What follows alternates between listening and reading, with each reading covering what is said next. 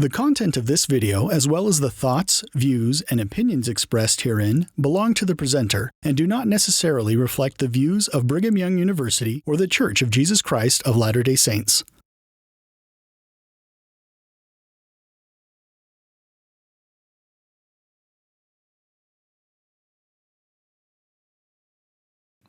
Hello everyone, and welcome back as we continue on with our presentation on financial considerations for a senior mission.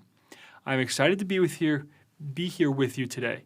Again, my name is Alex Call. I'm a certified financial planner at Peterson Wealth Advisors. The topic we will be going over during this presentation is getting your affairs in order. This includes preparing for your mission by having an estate plan, deciding on your home's future, simplifying communications, and safeguarding your finances. Our goal is you can focus on the work of serving a mission, knowing your home affairs are taken care of. A quick disclaimer before we jump in. The information provided in this video does not and is not intended to constitute investment or legal advice. Instead, all information, content, and materials available are for general information purposes only. Now, let's jump in, starting with estate planning. What even is estate planning? This is, in its simplest term, preparing for the future of your money and property. It's creating legal documents now that outline what happens to your belongings after you die, or if you're unable to make decisions for yourself. These documents will state your wishes or appoint someone you trust to make decisions for you. This makes sure you control what happens to your assets in the event of death, incapacity, or being unavailable, like serving a mission outside the country. So, what is the goal of an effective estate plan? The goal is to have an effective and efficient transfer of assets after you pass away, or if you can't make decisions, is the primary goal for any estate plan. Effective, meaning your assets go exactly to who or where you want them to go. Efficient, meaning your wishes are followed with the least amount of cost and complexity. Now that you're familiar with the basic concept of estate planning and its goal, let's look at the 5 key documents needed for a basic estate plan, particularly when serving a mission. You have your last will and testament, a trust, a durable and medical power of attorney, and a living will. These documents serve 2 core purposes: distribution of your estate and planning for potential incapacity.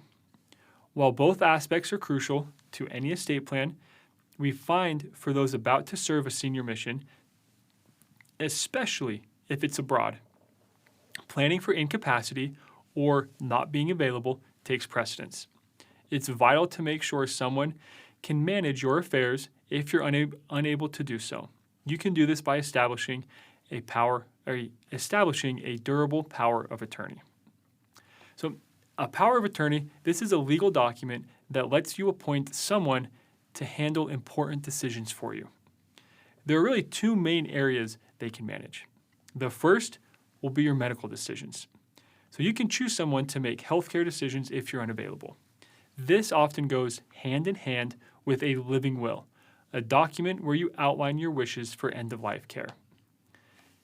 The other main area are financial decisions. This allows the person you choose to manage your financial affairs. Let's look a little bit more into the financial decisions. For senior missionaries planning to serve abroad, having a power of attorney can greatly simplify your finances. First, it simplifies managing your financial affairs. If you have bills to pay, investments to manage, or taxes to file, a financial power of attorney can grant someone you trust the authority to handle these matters on your behalf. Real estate transactions. If you're a landlord, this can become invaluable. In the case you need to manage property matters from afar, like refinancing or selling. Even if you're not a landlord, it can be very valuable. For example, I have a client who wants to move closer to their kids and grandkids when they come home. So they appointed their son as their power of attorney. And when he was able to find a home, he was able to find and secure a home next door to him.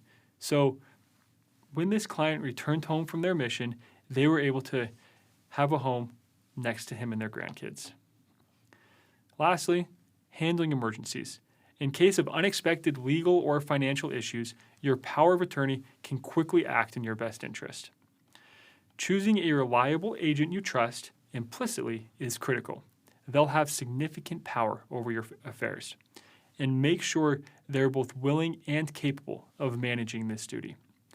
You'll also need to inform any relevant parties, like your bank or other financial institutions, of the power of attorney so they are aware and can recognize your agent's authority. Also, legal documents for power of attorneys vary by location. You need to consult a legal professional to ensure your documents are valid and meet your needs. You may be thinking, having that power of attorney, it's a little over the top. It's too much. Well, the need for a power of attorney largely depends on where you will be serving. Take a client of mine who went on a mission to a country with unreliable email and internet security.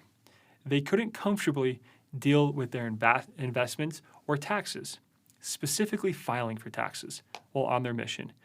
So they needed to set up a power of attorney with their son who lived close by to their home, and their son was able to sign off on their taxes for them.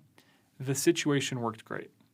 Compare that to a client serving in a nearby state who's able to drive home quickly in the event of an emergency.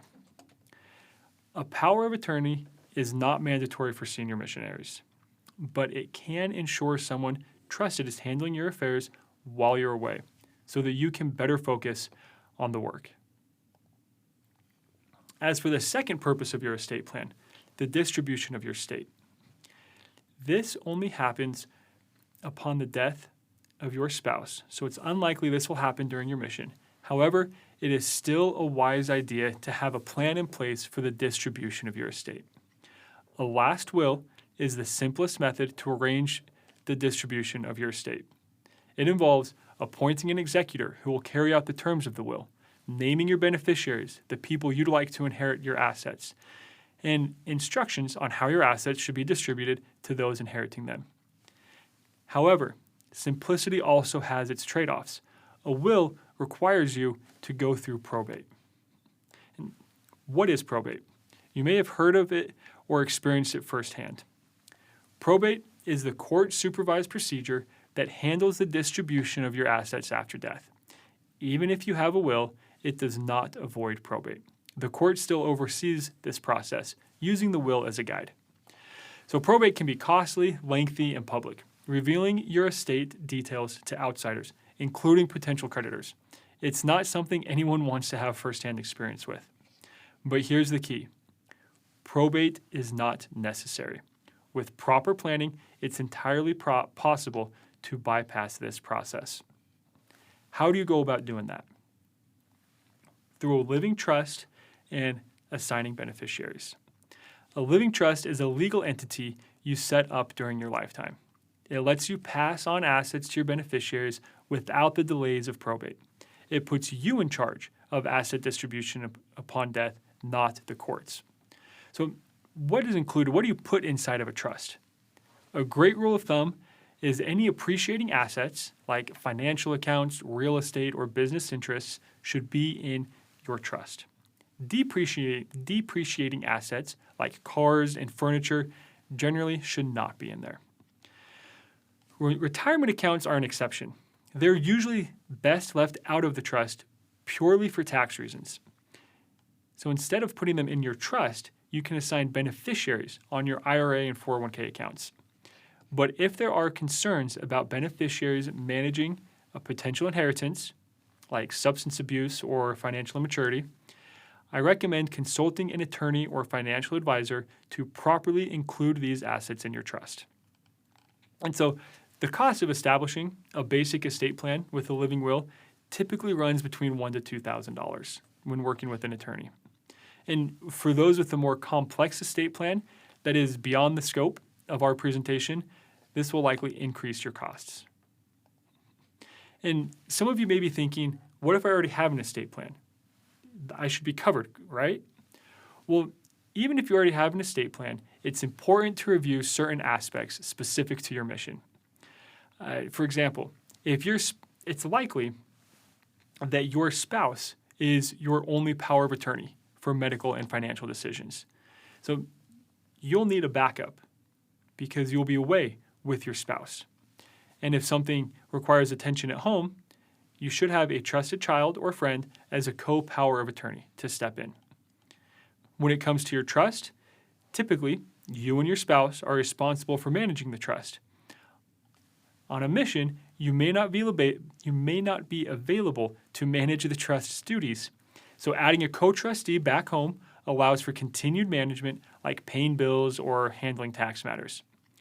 Regardless of whether you already have an estate plan, consult with an estate planning attorney before your mission, especially if you are serving outside the country. They can help ensure your affairs can be managed effectively while you are away. Transitioning from estate plan to practical considerations that will ensure your home affairs are in order while you serve. Starting with, what options do you have with your home? So first, you can always find friends and family you trust to live in your home while you are away. You may not rent the home out, but they can help maintain it for you and may even help paying for utilities, property tax, and insurance. Maybe you leave your home vacant, relying on a maintenance service or a friend to help with upkeep.